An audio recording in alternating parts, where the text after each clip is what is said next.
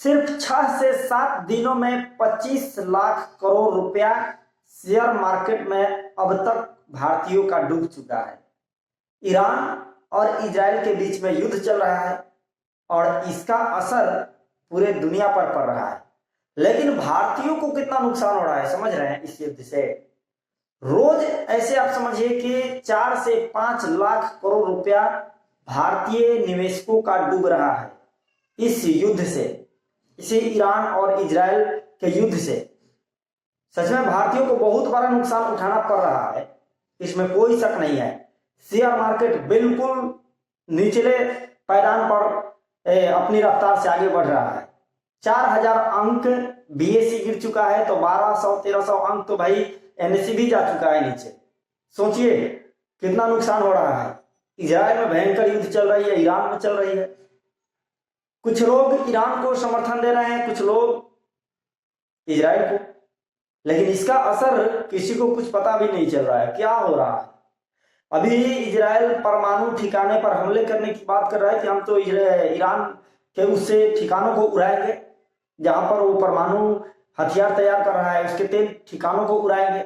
सोचिए ना, तेल ठिकाना उड़ गया तो कितना महंगाई बढ़ेगा, बहुत कुछ देखने को मिलेगा आपको।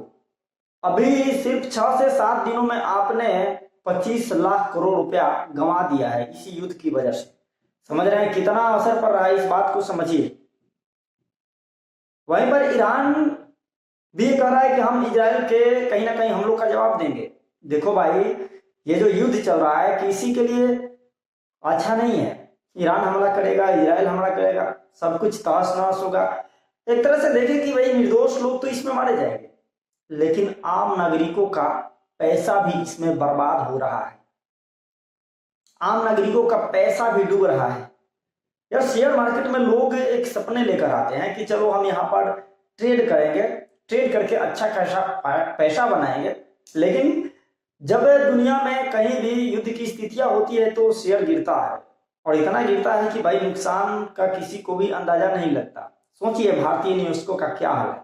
ये भारत का ही नहीं बल्कि पूरी दुनिया के जितने भी इन्वेस्टर है आज सभी नुकसान में जा रहे हैं। तो कहीं ना कहीं इजराइल और ईरान का अगर ये युद्ध नहीं रुकता है तो अभी ये कुछ भी नहीं है। आने वाले समय में ये नुकसान और भी बड़ा होने वाला है। रही बात भारतीय निवेशकों को, तो उनसे 2 शब्द कहेंगे कि हम आपसे कहीं ना कहीं हर जगह पर ये बातें कहते हैं कि शेयर मार्केट में आप लोग थोड़ा सा सोचकर संभल कर चलिए। शेयर मार्केट हाँ आपको करोड़पति बनाता है, लेकिन इसमें कोई शक नहीं है कि आपको ये रोडपति भी बना देता है। तो अभी जो लोग शेयर मार्केट में इन्वेस्ट करने की सोच रहे हैं, फिलहाल आप सतर्क हो जाइए, क्योंकि अभी आने वाला जो समय है काफी कठिन समय है। इस समय अगर आप लापरवाही करते हैं तो मुझे लगता है कि आपके करोड़ों कमाने के सपने हो सकता है कि आपके लाखों करोड़ों रुपया डुबा दे।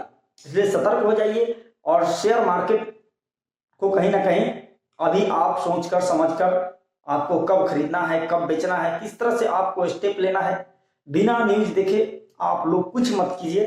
भारत में इतना पैसा डूबने का कारण शेयर मार्केट में बहुत ही तेजी से लोग बढ़ रहे हैं। इसमें अधिकतर नए लोग हैं, नए इन्वेस्टर हैं जो आ रहे हैं और शेयर मार्केट में कमाने के सपने देख रहे हैं। अधिकतर इनकी पैसा डूब रहा है, चाहे लॉन्ग टर्म की बात हो, शॉर्ट टर्म की बात हो, हर जगह पर सभी को नुकसान हो रहा है। तो कहीं ना कहीं इजराइल और ईरान का ये युद्ध पूरे विश्व को झकझोर कर रख देगा। यकीन मानिए, चाहे दुनिया के किसी भी कोने से कोई भी व्यक्ति ईरान को सपोर्ट कर रहा हो या इजराइल को सपोर्ट कर रहा हो, हर कोई आम नागरिकों के पैरों पर कुल्हाड़ी मारने का काम कर रहा है। मुझे लगता है कि इन दोनों से युद्ध समाप्ति की ओर बढ़ने की बात होनी चाहिए, युद्ध विराम की बात होनी चाहिए। यही समाधान है। युद्ध तो भाई बिल्कुल भी समाधान नहीं है। भले ईरान के लोग मारे जाएं, लेबनान के हमास में, वहां पर फिलिस्तीन में लोग मारे जाएं, हुती विद्रोही कोई भी मारा जाए, चाहे आतंकवादी पर आप हमला करने जा रहे हो, तो उस समय कहीं ना कहीं आपको आम नागरिकों की सुरक्षा सुनिश्चित करनी चाहिए।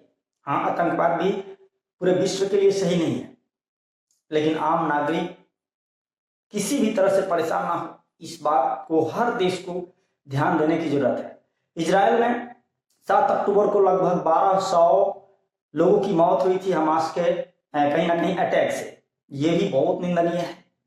चाहे जैसे भी हो, दुनिया के किसी भी कोने में किसी तरह का हमला होता है, भाई आम लोगों की कोई दोष नहीं होती है, उनको ध्यान में रखना काफी जरूरी है। तो भाई थोड़ा सा सोच कर समझ करके दुनिया को आगे बढ़ना चाहिए और इस युद्ध को रोकने की कोशिश करना चाहिए, ना कि OIC देश 56 मुस्लिम कंट्री कहें कि हम तो ईरान के साथ खड़े हैं, नाटो के देश कहें कि हम तो इधर इजराइल के साथ खड़े हैं। आप लोग खड़े रहिएगा, खड़े रह करके पूरे दुनिया की खटिया खड़े कर दीजिएगा।